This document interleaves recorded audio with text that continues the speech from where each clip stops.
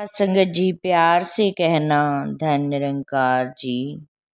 प्यारी साथ संगत जी, समागम का दौर चल रहा है।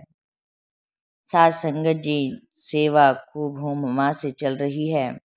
जगह जगह से साथ संगत जी सेवादार पहुंच रहे हैं और साथ संगत जी हर्षोल्लास के साथ वहाँ पर सेवा चल रही है।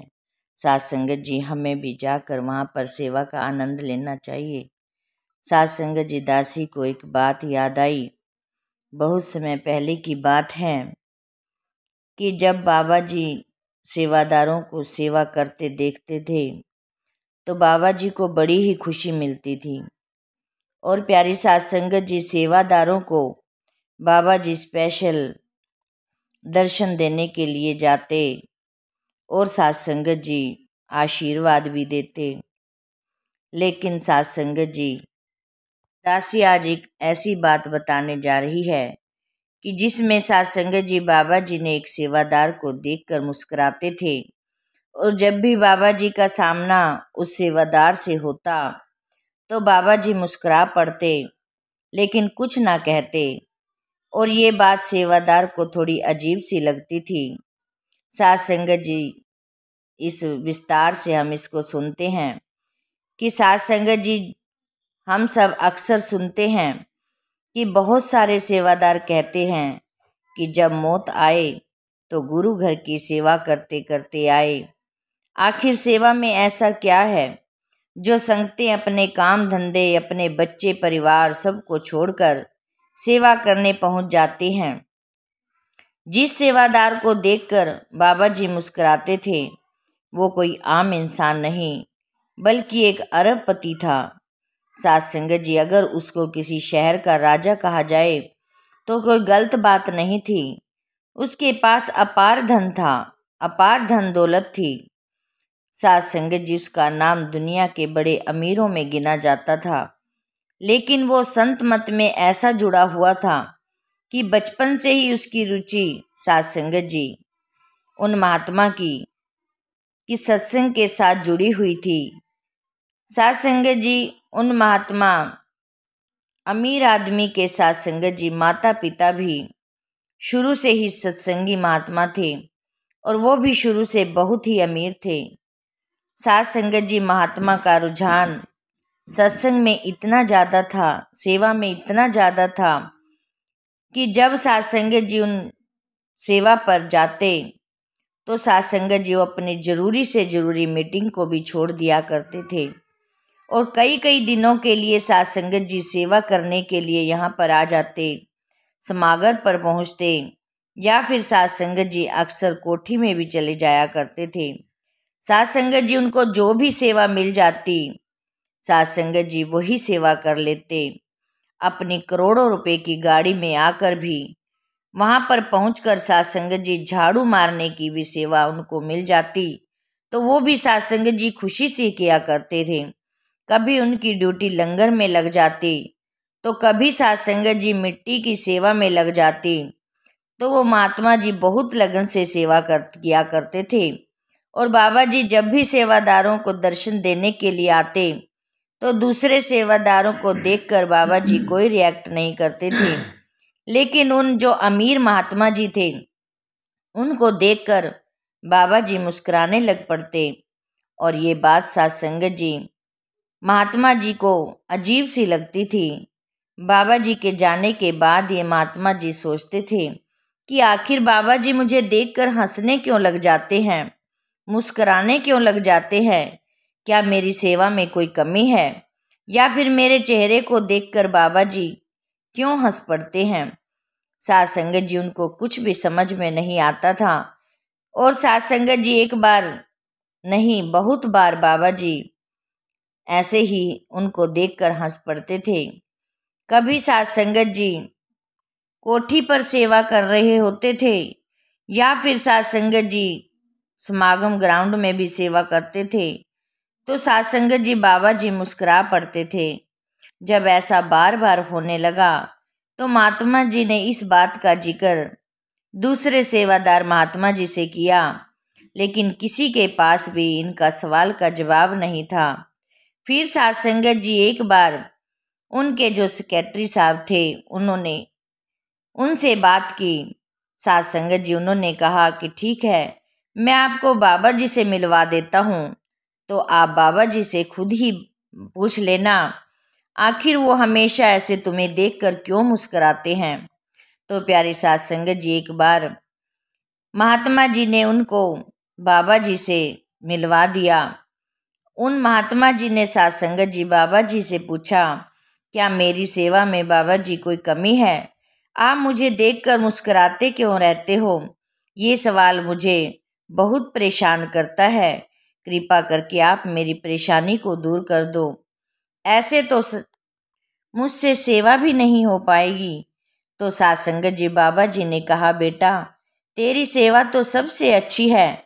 मैं तो सिर्फ इसीलिए मुस्कुराता हूँ कि कई साल पहले तुमने एक बार सेवा की थी और उस समय तुम कुछ और ही थे।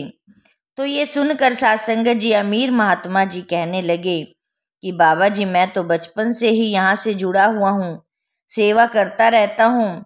जैसा मैं आज हूँ वैसा ही मैं पहले था।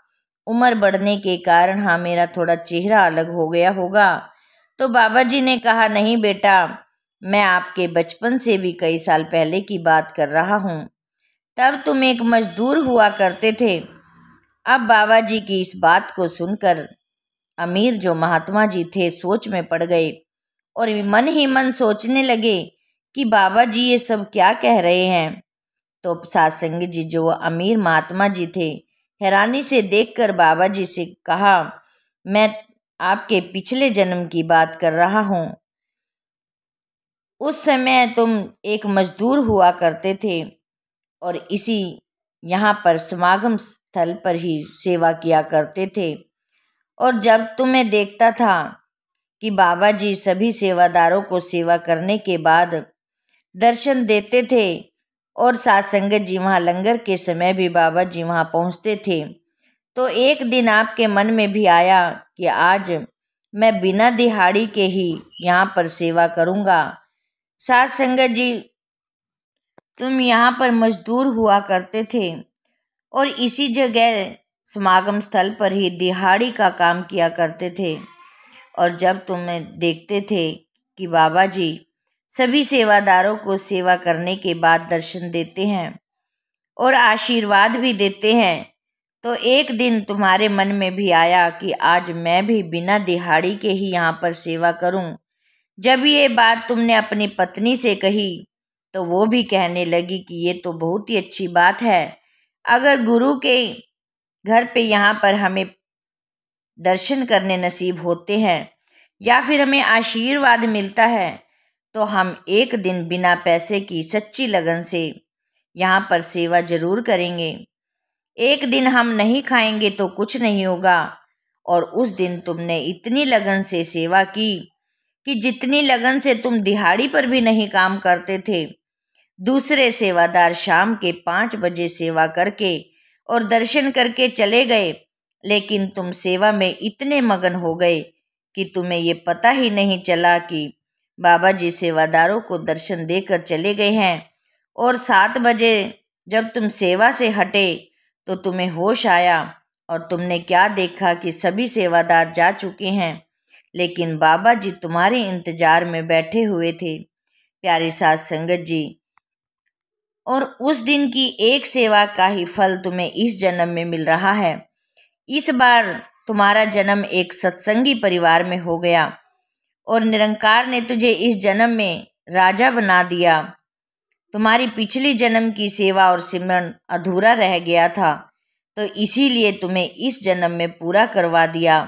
साध संगत जी बाबा जी की बातों को सुनकर सेवादार हैरान रह गया और बाबा जी के जाने के बाद यही सोचता रहा कि सिर्फ एक दिन की सेवा का मुझे इतना बड़ा मीठा फल मिलता है, तो इतनी सारी उम्र की सेवा के बदले तो सतगुरु ना जाने कितना कुछ दे देते होंगे।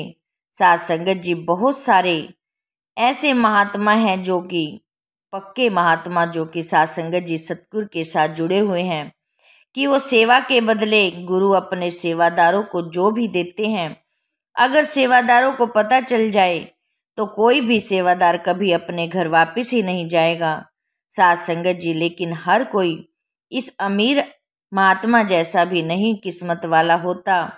कई ऐसे भी साध संगत जी होते हैं इस संसार में जो सेवा तो करते हैं लेकिन सेवा का मतलब नहीं जानते और सेवा के बदले मिलने वाले साध संगत जी आशीर्वाद को नहीं समझते, उस आशीर्वाद की बेकदरी कर देते हैं।